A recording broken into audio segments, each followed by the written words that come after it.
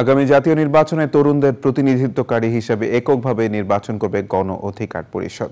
অন্তর্বর্তী সরকারকে ন্যূনতম 2 বছর সময় দেওয়া নির্বাচনে অংশ নিতে প্রার্থীর ন্যূনতম বয়স 21 করা ও ভোটের হার অনুযায়ী সংসদে প্রতিটি রাজনৈতিক দলের প্রতিনিধি রাখার সুপারিশ করেছেন তিনি।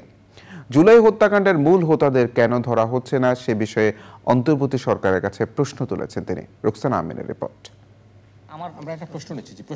শিক্ষার সুষ্ঠু পরিবেশ ও ছাত্র রাজনীতি নিয়ে ডিবেট ফর ডেমোক্রেসির ছায়া সংসদ ভাবতে হয়েছে যে আসলে কোন বড় ভাই। প্রধান অতিথি গণ অধিকার পরিষদের সভাপতি ও ডাকসুর সাবেক ভিপি নূর কথা বলেন অন্তর্বর্তীকালীন সরকার ও আগামী জাতীয় সংসদ নির্বাচন নিয়ে। প্রত্যেকটা দল তার ভোটের রেশিও অনুযায়ী পার্লামেন্টে প্রতিনিধিত্ব করবে, এই ধরনের একটা ব্যবস্থা থাকা দরকার একটা ভাইব্রেন্ট পার্লামেন্টের জন্য। তাহলে কোনো পার্টি মনোপলি নিয়ে সংসদে যা ইচ্ছা তাই আইন পাস করতে পারবে না এবং এই ধরনের একটা ফ্যাসিস্ট হয়ে উঠতে পারবে না। সুতরাং পরিবর্তন হোক, সেটা আমরা চাই।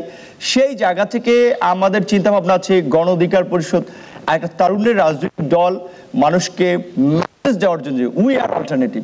সেজন্য আমরা আগামী সংসদ নির্বাচনকে আমাদের নেতাকর্মীদের বেশিরভাগেরই চাওয়া যে তরুণদের প্রতিনিধিত্বশীল একটা দল হিসেবে এককভাবে প্রতিদ্বন্দ্বিতা করার। লেজুর ভিত্তিক রাজনীতি বন্ধ করে ছাত্র সংসদকে কার্যকর করতে প্রতিটি বিশ্ববিদ্যালয়ে উদ্যোগ নেওয়ার আহ্বান জানান নূর।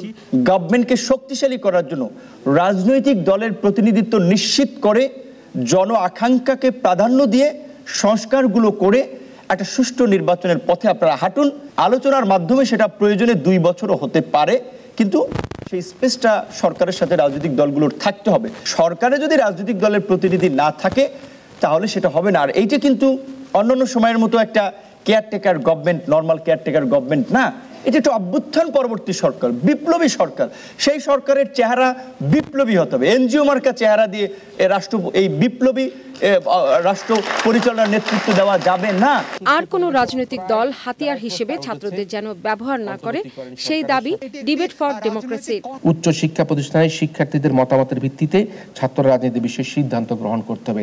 সিনেট সিন্ডিকেট করে ছাত্রদের মতামত গ্রহণ না করে হুটহাট করে ছাত্র রাজনীতি বন্ধ করে দিলে ছাত্রদের মধ্যে কিন্তু মিশ্র প্রতিক্রিয়া তৈরি হতে পারে। সুতরাং ছাত্র রাজনীতি থাকবে কি থাকবে না, প্রয়োজনে প্রত্যেকটি শিক্ষা প্রতিষ্ঠানে তাদের নিজস্ব গণভোটের মাধ্যমে সেখানে তারা সিদ্ধান্ত গ্রহণ করবে ছাত্র রাজনীতি থাকবে কি থাকবে না। কোনো সিনেট সিন্ডিকেট বা নানা রকম সভা সমাবেশ করে ছাত্র রাজনীতি বন্ধ না করে শিক্ষার্থীদের মতামতের ভিত্তিতে ছাত্র রাজনীতি থাকবে কি থাকবে না তার সিদ্ধান্ত গ্রহণ করবার সুপারিশ করছি।